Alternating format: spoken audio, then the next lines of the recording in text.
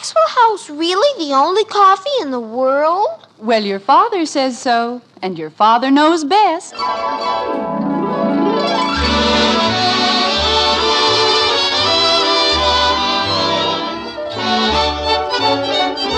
Yes, it's Father Knows Best, transcribed in Hollywood, starring Robert Young as father. A half-hour visit with your neighbors, the Andersons, brought to you by America's favorite coffee, Maxwell House, the coffee that's always good to the last drop.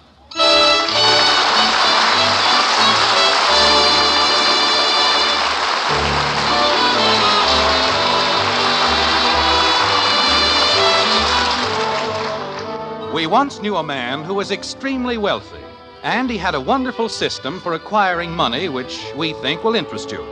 He was up every morning at 6, worked 14 hours a day, 7 days a week for almost 20 years. And then, when he was only 45 years of age, his uncle died and left him $3 million. Wasn't that nice? Of course, a thing like that would never happen to our friends the Andersons, but it almost did. Yes, sir, they came awfully close to being the richest family in Springfield. Like this. I know, Frank, but I don't care what Gribble says. Look, Frank, Van Norton's willing to give us the land, and if the committee isn't willing to take it... Okay, Frank, okay.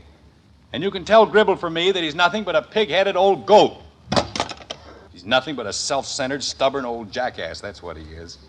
Is something wrong, dear? Oh, that Gribble. He's killing the whole deal I worked out for the playground. Jim, I wish you wouldn't take it so much to heart.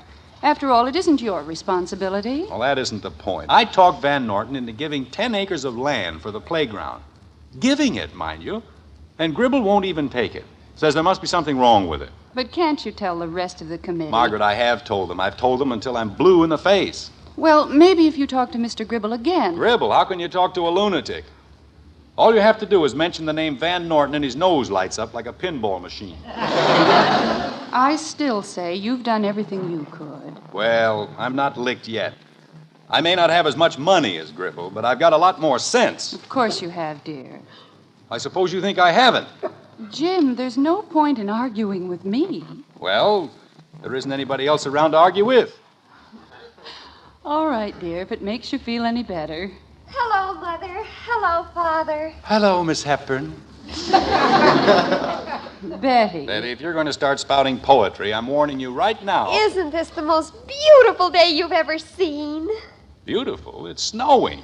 Snow. Darling, I think you've picked a very bad time to... Floating to earth like feathers from an angel's wing. Margaret, in exactly 1 Betty, minute... I think you'd better go up to your room. But I didn't do anything. You deliberately disobeyed me. I told you I was in no mood for any of that hogwash. Father. And that's all it is, hogwash. Oh, I'm too happy to argue. If you say it's hogwash, it's hogwash. Well, I'm glad somebody's happy around here. Mother, do you know where I'm going next Friday? No, dear. To see a picture with Van Johnson. Who's Van Johnson? He's a Hollywood star, dear. Oh, that one. You mean he's taking Betty to the movies? Father. Well, you just said... He's in the picture. I'm going with Stanley Lawson. Oh. Who's he? He's a new one, dear, and a very nice boy. Oh, he's wonderful. Now I know what they mean by 9-day wonders. Betty's boyfriends. Aren't they, though?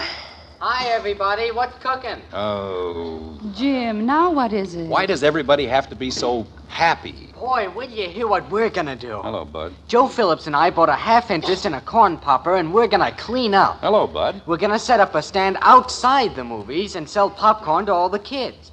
How's that for an idea? Bud. And all we have to... What? I said hello. Oh, hi, Dad. And all we have to do is find some place to plug it in. Plug what in, dear? The corn popper. What corn popper? The one I bought with Joe Phillips. You see, we bought a half interest in a corn Bud, popper. don't you know when you're being kidded? About what? The corn popper. What corn popper? Oh, no. Oh, gosh. I don't say anything funny about our corn popper. All I said All right, was... Bud, just forget the whole thing. But I can't. I have to supply the salt. Daddy!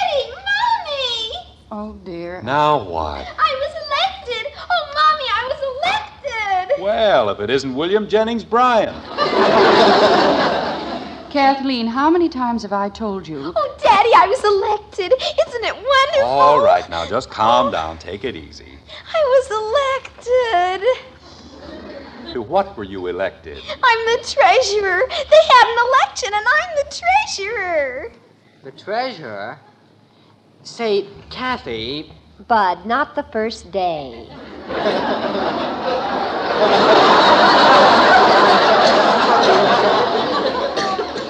Take it easy. Well, I was just thinking. Margaret, do you know what this is all about?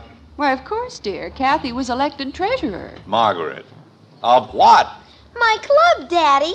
The little vultures. The little who? Vultures. It's a kind of bird. And I'm the treasurer. Wait a minute. Where did you ever dig up a name like that? I'll Well, be back later, Mom. I gotta go. Bud, come back here. Holy cow. Were you the one who cooked up this delightful little tag for Kathy's club? Well, gosh, Dad, they said they wanted some kind of a bird's name, and, well, have you ever watched them? we like it, Daddy. We even made Bud an honorary vulture. Couldn't have happened to a nicer boy. Betty. Never mind, Betty, I'll get it. The little vultures. Leave it to my children. Hello? Oh, hello, Hector. What? Well, thank you very much. Oh, sure. I'm the luckiest guy in town. Sure. Okay, Heck. Yeah, I'll be seeing you.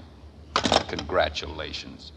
If there ever was a guy who needed congratulations less. Who was it, Jim? Hector Smith. He wants to extend his heartiest congratulations. Isn't that nice? About what, dear? He didn't say. Maybe he heard about me.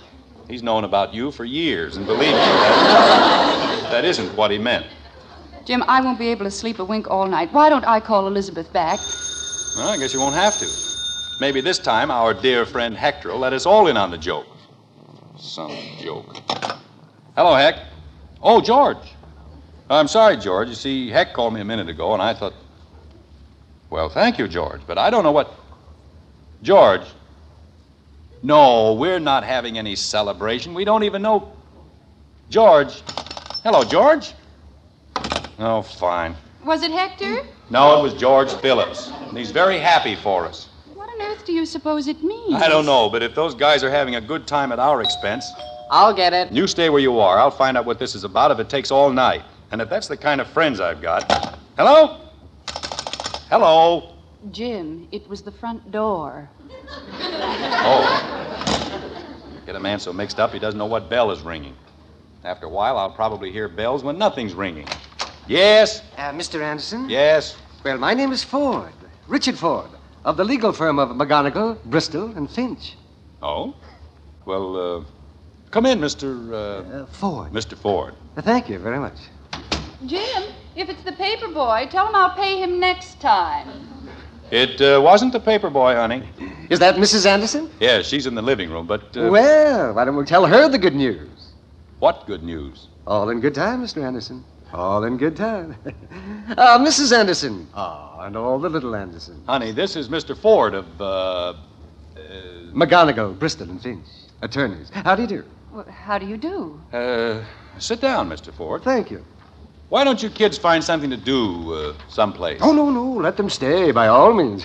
After all, this concerns the entire family. Doesn't it? What does? Yes, indeed. Now, Johnny, you are related to Joseph James Anderson, are you not? Yes, I am not. What's that? I've never even heard of any Joseph James Anderson. Well, now, that's very strange. I had it on very good authority that, Robert Bruce Anderson, perhaps? It was my father, but... Oh, I knew I hadn't made a mistake. Mr. Anderson, Joseph James Anderson was your father's cousin, once removed. Oh, you mean Cousin Joe. Precisely. We haven't heard anything about him for, 30 years. Matter of fact, I think he died about 20 years ago, didn't he? No, Mr. Anderson. Joseph James Anderson passed from this vale of tears less than a month ago. That's impossible. Why, he was over 70 when he decided to run away from home and go to Arizona. He died last week at the age of 102. Well, you see, my father always said he smoked too much. The poor old coot. The poor old coot, you may be interested to know, made you his sole heir. Jim! Father! Holy cow. No, don't get excited. If I know Cousin Joe, we've inherited 3 barrels of bottle tops. Benny, Father, isn't it the most wonderful thing you've ever heard? the phone's ringing. I've never been so excited in my whole life. Pardon me, Mr. Ford, while I answer the phone. Well, that's quite all right. If I help me next summer, I'm going to spend my vacation in a nice, quiet boiler factory. Hello? Oh, hello, Mr. Gribble. Well, thank you very much. Now, about the Van Norton land, well, naturally, advice about what investments? You want my advice? Well, if you think I'm qualified to, all right, JP. At 12:30 tomorrow. Yes, see you then. Goodbye. He wants my advice? Jim, we're waiting for you. Oh, that was Mr. Gribble, honey. He wants me to give him some advice on his investments. But let's talk about it later, dear. Mr. Ford wants to tell us about the inheritance. Why don't you sit down, Father? Here's a cushion, Daddy. Want me to run out for a cigar, Dad? Look, I just finished telling you not to get excited. I know Cousin Joe, and he never had a dime in his whole life. Well, that may be true, Mr. Anderson, but if you'll be good enough to sign this retainer, I'll be happy to tell you about the estate. Well, okay. What is it, 4 barrels of bottle tops? It's a 15,000-acre cattle ranch, Mr. Anderson, A ranch? 15,000 acres. with a possible value of $9 million. Jim! Father! Gosh! Boy. Holy cow!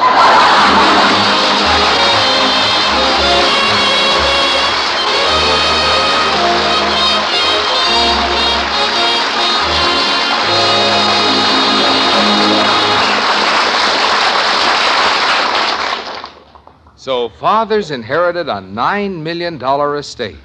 And to Mr. Gribble, that makes him a financial expert. Well, that remains to be seen. But there are some things the head of every family just naturally knows most about, and coffee heads the list.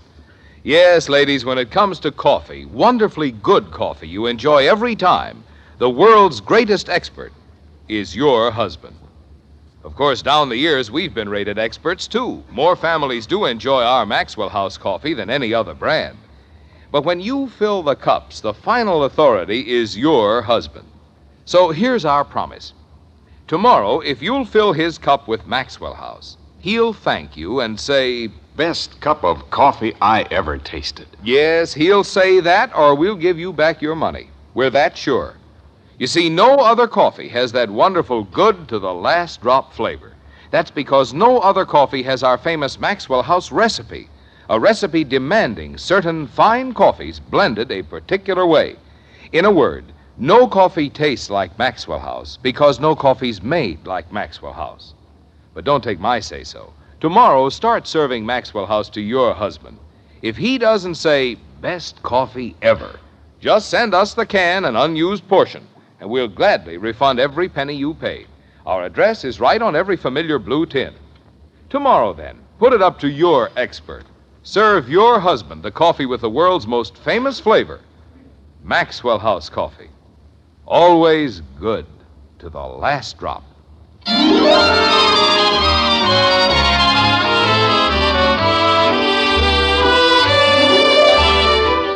A week's gone by, and the white frame house on Maple Street hasn't changed a bit. That's the same snow on the front lawn, the same slippery spot on the porch that Jim's going to fix next Sunday. Everything's just as it's always been, except for the people. Yes, the Andersons have changed a little, I'm afraid. Not much, but a little. Like this. Oh, that's fine, Frank. Oh, sure. Well, it really wasn't anything, Frank. That'll be fine, Frank.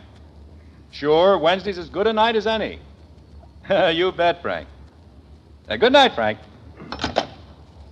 What did Charlie have to say, dear? That was Frank. Oh, how is George? You're so cute. It may interest you to know, Mrs. Millionairess Anderson, that your husband is being given a testimonial dinner next Wednesday. No. Yeah. Jim, how perfectly wonderful. What for?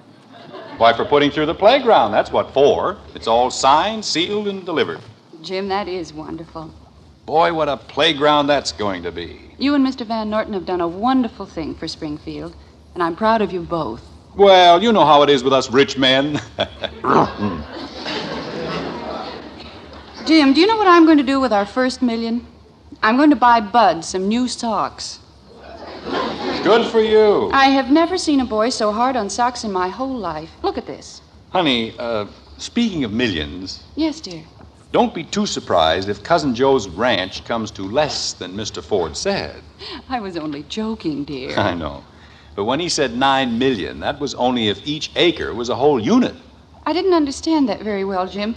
What was that unit business? It's very simple, honey. In the cattle country, a unit is the amount of land required to feed a cow and her calf for 1 year.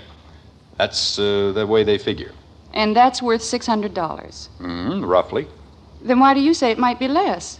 15,000 times 600. Margaret, we aren't sure about the land. Maybe an acre won't feed a cow and a calf for a year. It might take 2 or 3. Oh, Jim, really? Well, it might. And if it takes 3 acres to make up a unit, then each acre's worth only $200. And the ranch is worth only a third, or $3 million. Oh, dear. We just have to get a smaller swimming pool, that's all. Yeah. It might even take 10 acres to make a unit. Well, Jim, let's not be ridiculous. After all, how much can a cow and one small calf eat? I don't know. But if it did take 10 acres, well, that'd make it $60 an acre, and 15,000. We'd only have $900,000. Wouldn't that be awful? You know, I've got a good mind. Jim, please. The front door open. It would. Bud? It's me, Mother. We're in the den, dear. What's the matter with you? Hello, Father. You got lipstick on your chin. I have, huh? Somebody must have bit me. Creepers, isn't this a miserable day? Why, Betty, I thought you said... Snow. All it ever does in this town is snow. Wait a minute, Sugar. Let's get it out in the open. What happened? Oh, it isn't important. I didn't want to go to the movies anyway. So that's what it is. What's what? What is? She had a quarrel with Stanley Lawson. I didn't either. It's all Father's fault. My fault? What did I do? He liked me when we were poor, but just because you had to go and get $9 million... Now, wait a minute. In the first place, we weren't exactly poor.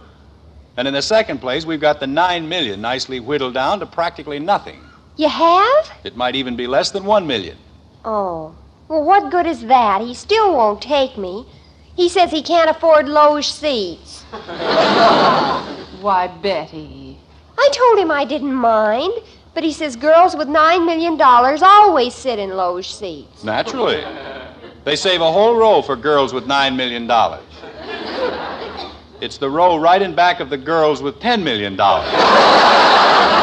Jim. Well, this is the silliest thing I've ever heard. We haven't collected a dime. My bank book looks like an undernourished flapjack, and Stanley Lawson won't go out with my daughter because she's got $9 million.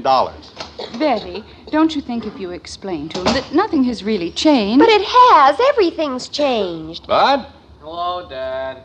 Not another one. Is anything wrong, dear?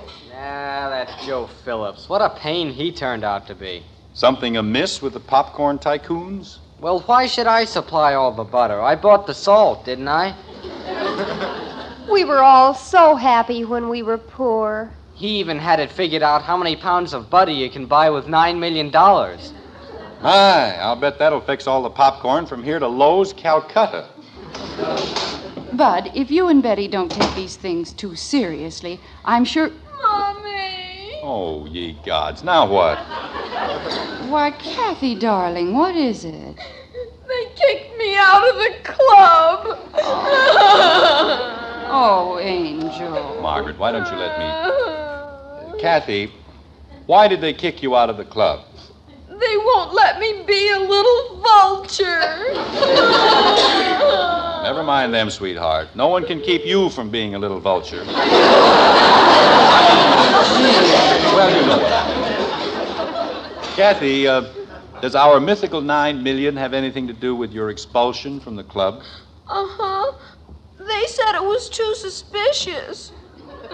What was? They made me the treasurer, and the next day you had $9 million.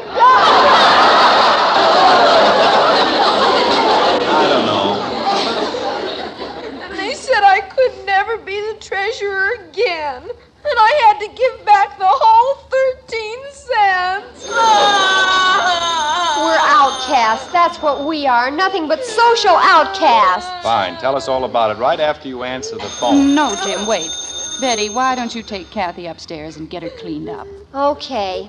Come on, blabberface. Oh, Betty, I was so happy being the treasurer. Bud, the phone's ringing. You want me, Dad? Where did you go? All of a sudden I got hungry. You want me to answer the phone? No, never mind. Either they all answer it at once or they let the darn thing ring for an hour. Well, keep your shirt on. I'm coming. Hello? Hello, Heck. No, we were just sitting around having fun. I can't hear you, Heck. Sorry about what bad news? We haven't heard anything about any... Heck. Okay, Heck. Sure. If it'll make you happy, I'll keep the lower lip stiff, too. Thanks for calling, Heck. Goodbye. Gloomy character. Sounds like he just got a good look at the thing. Who was it, Jim? Hector. He heard the sad news, and he's very sorry. What sad news, dear? You don't suppose he's the field secretary for the little vultures, do you? Every time something happens to Kathy and the vultures, Heck's on the phone. Oh, my aching ear. Why don't you let me get it this time? No, I'll carry through to the bitter end. Better Mousetrap Anderson, that's me.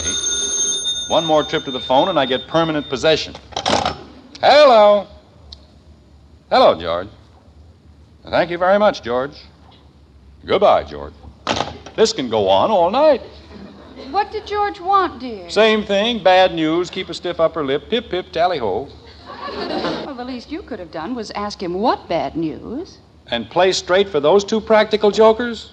Margaret, I'm surprised. You've known Heck and George as long as I have. They were both perfectly sincere last time, Jim. Say, that's right. They were, weren't they?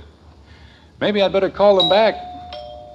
Jim, this time it's the doorbell. Thank you very much. Treat a man like he needs a seeing-eye door opener. Oh, hello, Mr. Ford. Well, Mr. Anderson. We were sort of hoping we'd hear from you. Come on in. Thank you. Yeah, spent a busy week. I'll bet you have. Honey, it's Mr. Ford. Hello there. Mrs. Anderson, how nice. Go right into the den, Mr. Ford. Thank you. Well, this is a comfy little spot, isn't it?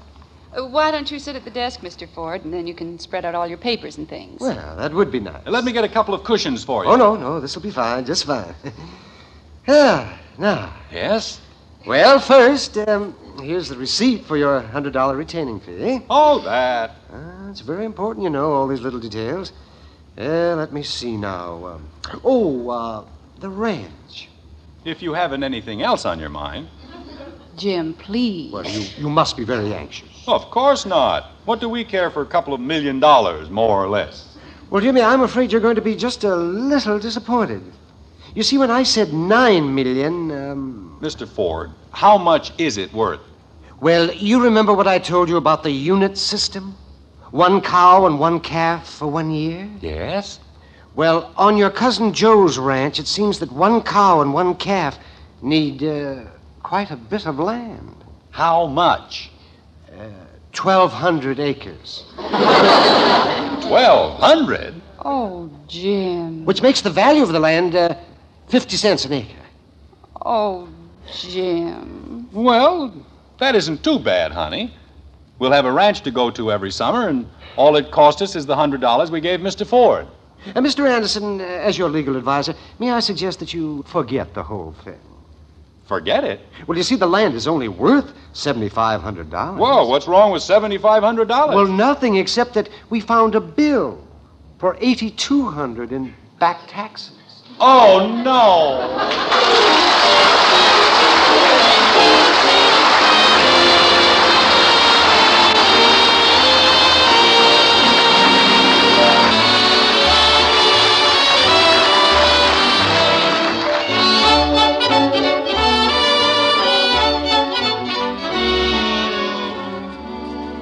This weekend, as you buy coffee for your family, remember this. In coffee, just one thing means real value. The flavor you get for your money. With this in mind, take home the coffee with the most famous flavor in the world, our Maxwell House coffee. Then let the world's greatest coffee expert enjoy that famous flavor.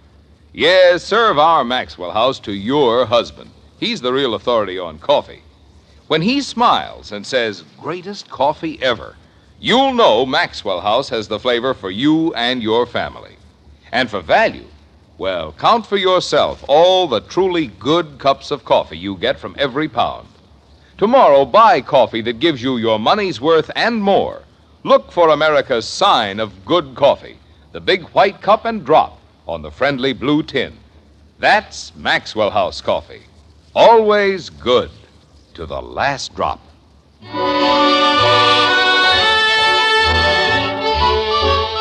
Remember Francois Villon? He was king for a day. Remember the Andersons? They were millionaires for a whole week, which is nice work if you can get it. Anyway, they're back to normal now, if you can call anything connected with the Andersons normal. Like this. Wasn't Jimmy Woody sweet, Mommy? Yes, dear. He said he didn't care what anybody said. If I wasn't a little vulture, nobody was. That's my girl. Isn't this the most beautiful day you've ever seen? She saw Van Johnson, huh? Well, she went to the show with Stanley, but I think that's all she saw, Stanley. Dad, I got the plaque all polished up. How does it look? Oh, fine, Bud. Just fine. Let me see it again, please. Oh, Jim, isn't it beautiful? Now, where do you think we ought to put it, honey? Oh, in the den, naturally. To James Anderson, Sr., for outstanding service to the youth of Springfield. Isn't that nice? You know, it's a funny thing, Margaret, but I've got a peculiar feeling that the plaque isn't all mine. What do you mean, dear? Well, I wasn't getting anywhere until that silly inheritance came along. You know what I'm going to do? You're not going to give it back. Oh, no. But down here on the bottom, I'm going to put a little sticker that says, "With one assist from Cousin Joe."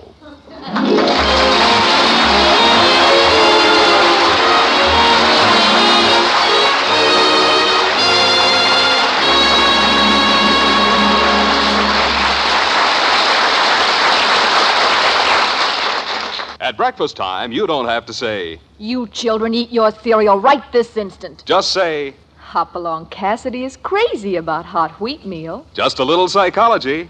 Yes, to get your children to eat a hot cereal, just tell them Post Wheatmeal is Hopalong Cassidy's favorite hot cereal. And they'll eat it, too. Post Wheatmeal is chock full of solid whole wheat nourishment, has a wonderful nut-like flavor, and it cooks in just 3.5 minutes. You'll see, you'll all agree, it's the best hot cereal you ever ate. Join us again next week when we'll be back with Father Knows Best, starring Robert Young as Jim Anderson, with Roy Bargy and the Maxwell House Orchestra. In our cast were Rhoda Williams as Betty, June Whitley, Ted Donaldson, Norma Jean Nilsson, Howard McNair, and yours truly, Bill Foreman. So until next Thursday, good night and good luck from the makers of Maxwell House, America's favorite brand of coffee. Always good to the last drop. Father Knows Best was transcribed in Hollywood and written by Ed James. Now stay tuned in for Dragnet, which follows immediately over most of these stations.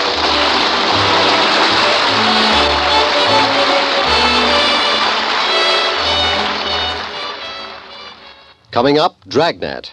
Then be sure to hear Counter Spy on NBC.